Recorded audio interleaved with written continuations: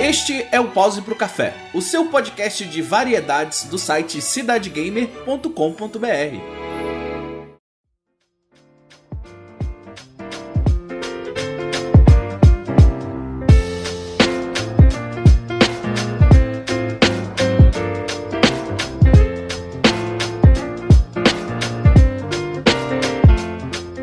Quase todo conflito entre gamers que eu já presenciei tem como gatilho a imaturidade de um dos lados da história, ou, sei lá, alguém contestando a história do outro. Peraí, deixa eu dar um exemplo.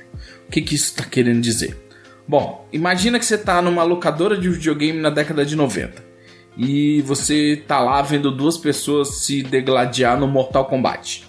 E você vira pra eles e fala: "Vocês sabiam que tem um ninja verde?" E eu já vi. Bem, você pode ter visto. Ele era real. É o Reptile. Mas havia mistérios de saber como ele aparecia no jogo.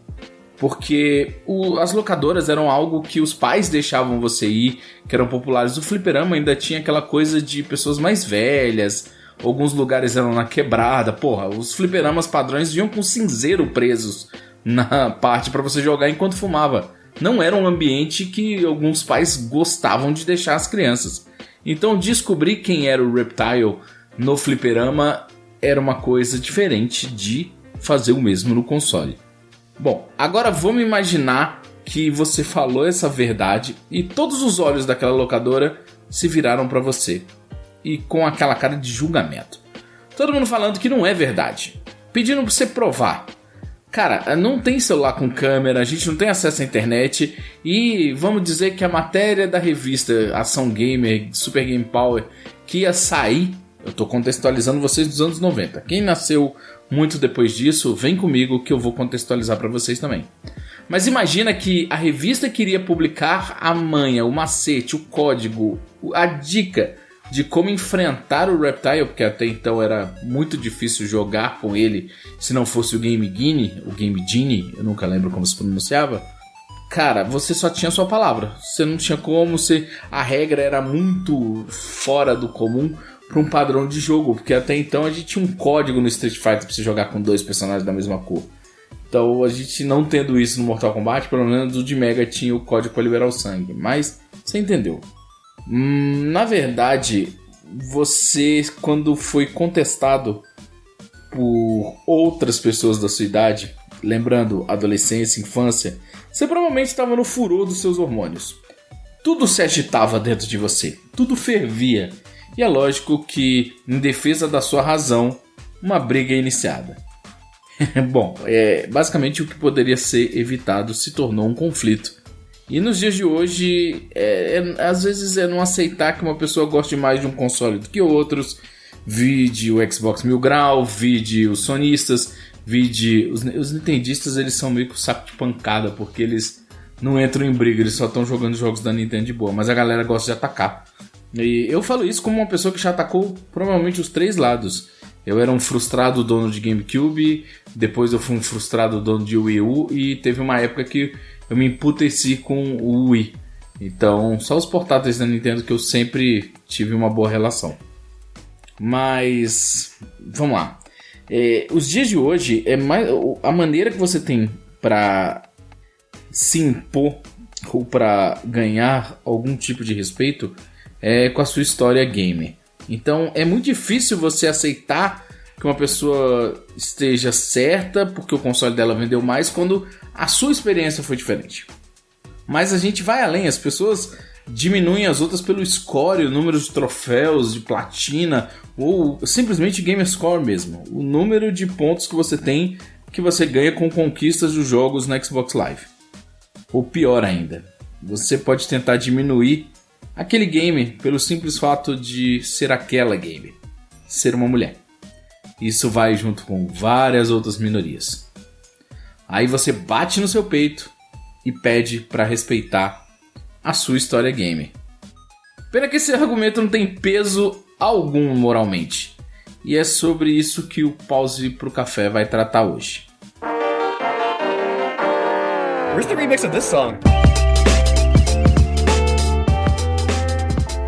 Eu gosto de começar o podcast com a expressão "veja bem". O Veja Bem, ele remete ao assunto que a gente acabou de terminar antes da nova música desse bloco subir e você estar pronto para debater.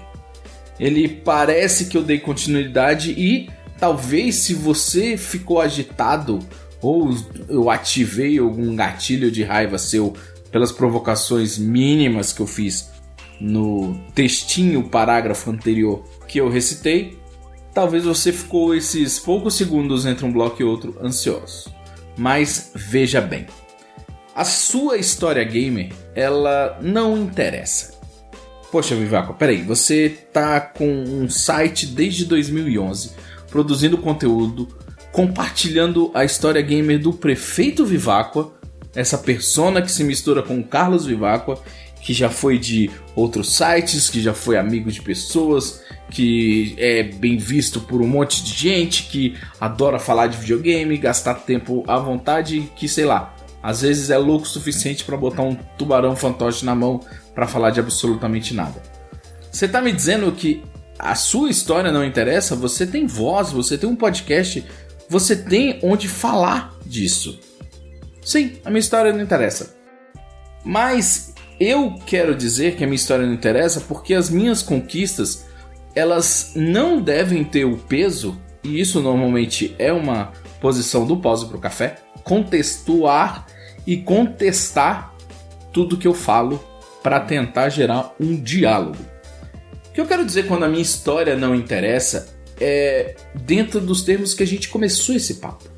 Sabe aquela coisa de não me interessa se você diz que é fã do Final Fantasy XV, não pegou todos os achievements, não platinou, como é que você pode dizer que gostou? Aí você vê, é uma pessoa que se emociona, é uma pessoa que vai numa convenção de games e anime e compra pôster, pede para artistas que ele gosta desenharem os personagens e tal, enquanto você tá lá com um print.jpg dizendo que você platinou o jogo. Você entende que o peso são sempre 2 pesos e 2 medidas? É isso que eu quero dizer. A minha história, ela não interessa até o momento que eu decida fazer algo com ela que seja interessante. Por exemplo, existe uma piada muito constante em 7 anos aqui. Eu sempre fui fascinado pelo Dreamcast ou Dreamcast. Você deve conhecer. Aquele videogame que foi lançado em 1999 pela Sega. E sempre que eu pude eu comprei. Um dos maiores motivos é o fato que eu sou fanático por jogos de luta. Ele trazia até então a melhor versão de Soul Calibur. Ele trazia, sem dúvida nenhuma, a melhor versão de Street Fighter. Ele tinha a versão Alpha 3 completa. Ele tinha a versão Street Fighter 3 completa. Ele tinha Marvel vs Capcom 2 completo. E assim, isso eu tô falando dos jogos de luta que eu curto. Ele tinha Mortal Kombat Mythologies, ele tinha bastante coisa. Sem falar os King of Fighters, que na geração anterior brigavam com os loadings gigantescos, a não ser que você fosse um felizardo azarado, dono de Sega Saturno com cartucho de expansão, você ia esperar muito para jogar uma partida, ou um round até, de King of Fighters. Já no Dreamcast, tudo era possível. A piada é que eu comprei o Dreamcast e falei muito dele. Eu fiquei muito fascinado. E depois de um tempo eu comprei outro Dreamcast. Mas eu não fiquei com 2. Eu vendi o primeiro para pagar algumas contas de casa. Na verdade, dívidas de bateram no meu carro e saíram e eu não tive como pagar. E eu, literalmente, entreguei o meu Dreamcast com olhos cheios de água, marejando, porque eu tive. A vida simplesmente aconteceu. Mas eu não decidi contar esse capítulo da minha história gamer. Eu conto pra vocês aqui. Agora, nesse momento. Por quê? Porque a história gamer que era interessante no momento que a Cidade Gamer era um espaço aberto pra zoeira, pra brincadeira, não que essa porta esteja fechada, tá? É o momento que a gente está gerando conteúdo. Era mais engraçado falar que eu tinha 2 Dreamcasts, que eu já cheguei a pensar em comprar o terceiro, que quando começou a pirataria, agora que o Dreamcast não tem mais suporte oficial, você pode botar um cartão SD, ligar no monitor e baixar todos os jogos e rodar sem loading. Eu falei, poxa, queria ir lá de novo. Mas eu também fiz um programa falando muito mal do Dreamcast, falando dos defeitos reais dele. A nossa história gamer é aquilo que a gente decide compartilhar.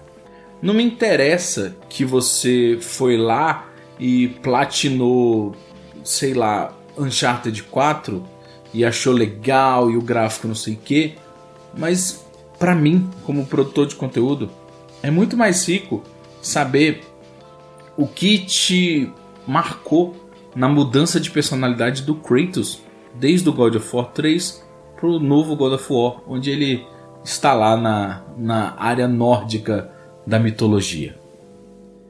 Para mim, me interessa saber muito mais por que Chrono Trigger te marcou do que ficar exaltando como era importante.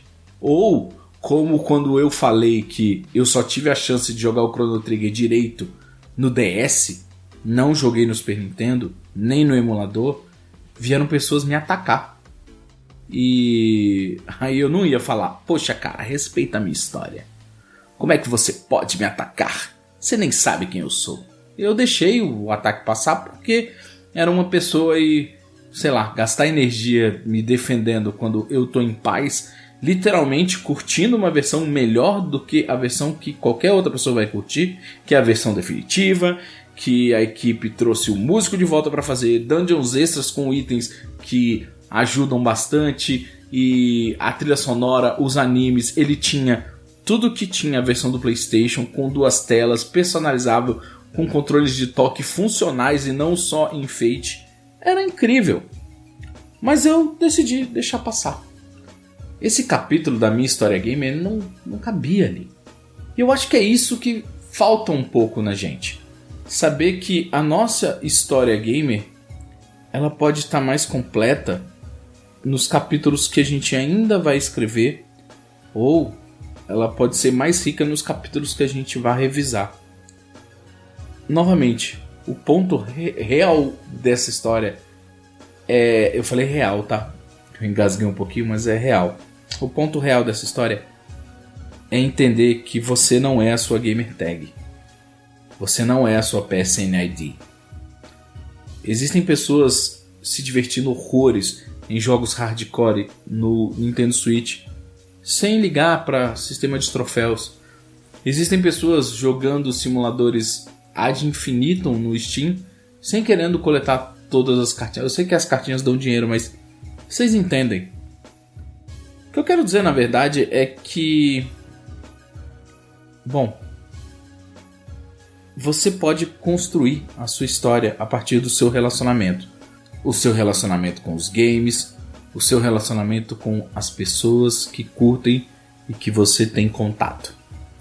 Na verdade, esse programa é para dizer que eu tenho um orgulho muito grande de uma coisa que eu consegui criar com a Cidade Gamer. Uma comunidade dos ouvintes, das 100 e poucas pessoas que estão no grupo do Telegram. Ou das, vamos dizer, 20 pessoas ativas que usam o nosso canal do Discord para jogar entre si. Essas pessoas estão espalhadas pelo país e estão se encontrando online para jogar RPG, para jogar Diablo, para jogar Heroes of the Storm, para jogar uma infinidade de jogos. Mas por que elas estão fazendo isso? Bom, porque a história gamer delas ainda está sendo escrita. E quanto mais personagem, melhor. Eu acho que a sua história gamer vai ter um peso de verdade quando você perceber o quanto ela te toca e não o quanto ela te torna superior a algo.